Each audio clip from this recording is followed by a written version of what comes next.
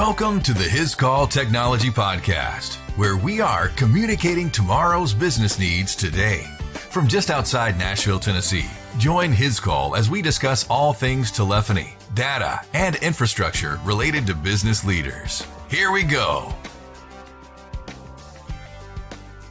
On the first day of school, when I started the fourth grade, I nervously walked into my new classroom. Maybe you remember the feeling of starting a new school year and walking into class on that first day. I was excited, but I was hesitant and nervous, not knowing what things were going to be like. As I looked around my new classroom where I would spend the next school year, I was pleased to see some familiar faces on my classmates, and some were friends that had been in class previous years with me. Then I noticed a new face, sitting in the back of the room, looking very unsure and maybe even a little lost. This new kid would become one of my best friends for the remainder of my school years. We even attended college together after graduating high school. Although he now lives with his family in another state, we stay in touch. He's one of those people in life that I know would come at any time if I needed him. All I have to do is call. Growing up, we spent many weekends and time away from school at each other's house. As I got to know him, I learned his parents were from Midland, Texas. Midland is located south of Lubbock on the plains of West Texas. If you have ever known anyone born and raised in Texas, those folks love their state. It's even been quoted, "You can take the girl out of Texas, but you can't take Texas out of the girl." My friend's parents loved their home state. Over the years, I would hear them talk about Texas and great stories of life there. It created this interest and excitement in me for Texas. On one of their trips back home, my friend's family bought me a gift. After arriving back in Tennessee, they presented me with a Texas Tech University t-shirt. As I was completing my high school years and contemplating where I would attend college and spend the next years of my life learning, I dreamed of being a Red Raider. I applied and was accepted at Texas Tech University in Lubbock, Texas. This is Chuck, your host for this episode of the His Call Technology Podcast. If this is your first time you have found the podcast, I'm very glad you have taken the time to give us a listen. For those of you joining us each episode, I'm very grateful you're back with us today. As you may have noticed, we're back in routine of releasing the podcast, but we now plan to release new episodes on the first of each month. Today is the first time recording in our newly relocated studio for the His Call Technology Podcast at our corporate office just outside Nashville. As I mentioned, Lubbock is a city in northwest Texas. In addition to being the home of the Red Raiders, Lubbock is the birthplace of rock and roll legend Buddy Holly, famous for singing several songs, including Peggy Sue. Lubbock was also home for a time to country music's Waylon Jennings. One fact I did not know until recently is Lubbock, Texas is also steeped in cybersecurity history.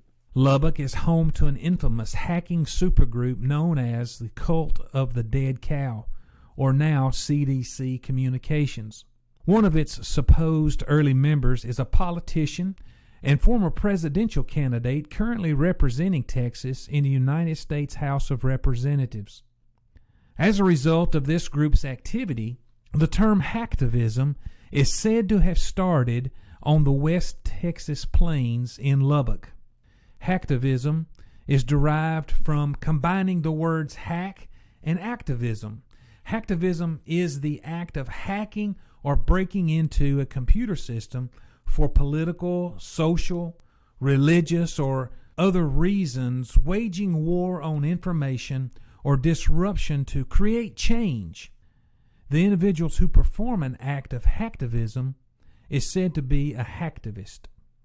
For today's episode of the His Call Technology Podcast, we'll follow up our previous episode topic of cybersecurity. Every day, every hour, businesses all over the world are at risk of consequence from cybersecurity threats. Knowledge is power. Our awareness of cybersecurity threats and actors is one of the best ways we can prepare and defend our systems against an attack. On our last episode, we discussed social engineering and the most common techniques used by social engineers to trick users and gain access to information and resources. As we continue our cybersecurity discussion, we'll look at the groups or individuals and their motivations. Who are these bad actors? Today, we'll look at some of those bad actors and their motivations for cyber attacks. We'll look at threats inside and outside our organization. Cybersecurity risks present some of the most serious challenges to your business. We need to understand who are the attackers and their motivations for trying to do what they do. Cyber attacks can come from outside or from inside your organization. We may think of cyber threats coming from an anonymous criminal who is far away in some dark room and behind a computer screen. But human error is the root cause of almost every single data breach. An insider threat can be detrimental to your organization, your data, and your brand reputation. So let's look at the insider threat. Current and former employees possess knowledge about your company and are capable of committing crimes that may cause harm to your organization that is impossible to rectify or repair. An insider has authorized access to computer resources such as critical information, personnel, equipment, facilities, networks, and systems. An insider threat is the risk an insider will use their authorized access, knowingly or unknowingly, to do harm to your organization. Let's consider three basic categories of bad actors from within your organization. We'll consider disgruntled employees, thieves, and unintentional insiders. Unintentional insiders are those who unknowingly enable outside attacks but are not, strictly speaking, primary attackers. The most typical insider threat is a well-intentioned employee that ends up doing something accidental and puts the company at risk, such as clicking a phishing email, or something negligent such as a privileged user not following company policy in order to complete their work faster, which could result in some form of security compromise, albeit unwittingly. One example of this could be an employee under pressure to meet a critical deadline that needs to continue work from home or needs more storage space and moves company information to a personal Google Drive account where it may not be as protected or has the potential of being stolen. Unlike the unintentional insider, a malicious insider is a threat connected to your organization and intentionally targets it for an attack. They intentionally perform actions such as malicious exploitation, theft, destruction of data, or the compromise of information technology resources. Thieves are financially motivated insiders. They may misuse company assets or manipulate systems for personal gain. This person could be a current or former employee, a contractor, a board member, or anyone who has had authorized access to the office building, networks, systems, or sensitive company information. For example, disgruntled employees may launch retaliatory attacks or jeopardize safety of internal systems. Let's move from internal to external threat actors. We could divide these bad actors outside your organization into categories of organized attackers, hackers, and amateurs. Organized attackers include organizations of cyber terrorists, hacktivists, cyber warriors, and cyber criminals. Cyber terrorists are those whose ideology is to intimidate and strike terror into the hearts of their enemies by causing disruption, mayhem, and damage.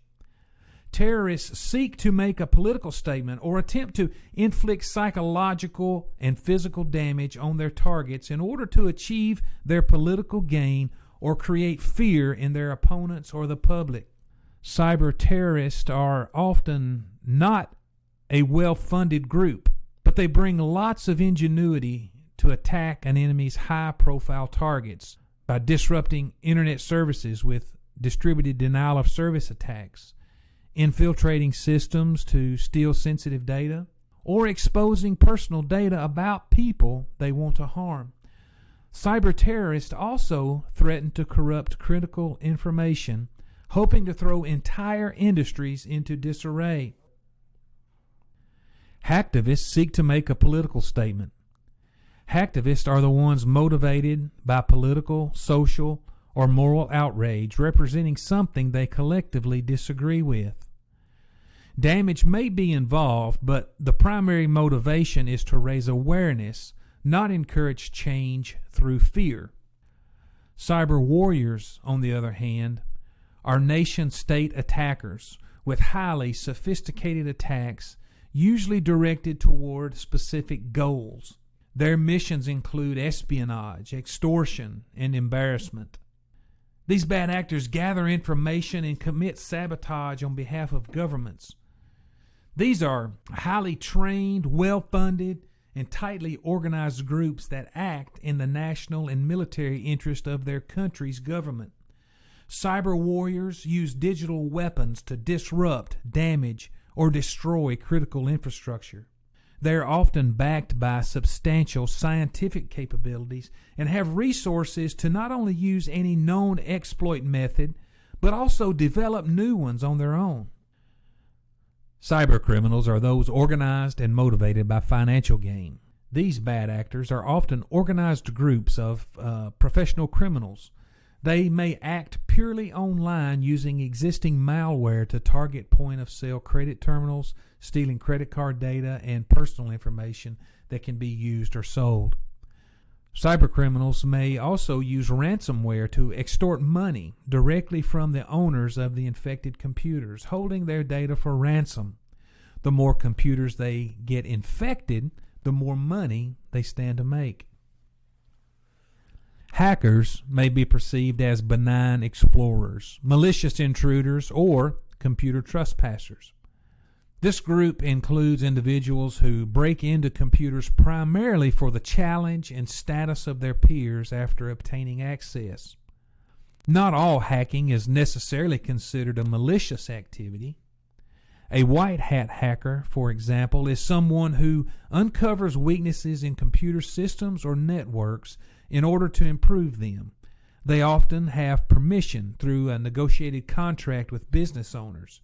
In contrast, black hat hacking refers to malicious exploitation of a target system for conducting illegal activities.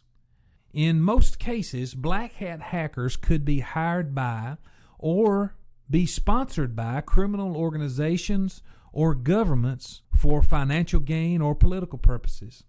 Therefore, hacking can involve espionage, extortion, theft, or vandalism. Amateurs include less skilled hackers that often use existing tools and instructions they can find on the internet. Their motivations vary. Some may simply be curious or enjoy the challenge. Others may be seeking notoriety or to build up and demonstrate their skills to fulfill entry into some hacker group. And however benign their intentions may be, the tools used by amateurs can be very basic but very powerful. And despite their lower skill sets, they can cause a lot of damage. Or after gaining enough experience, they may eventually graduate to what we would say professional hacking.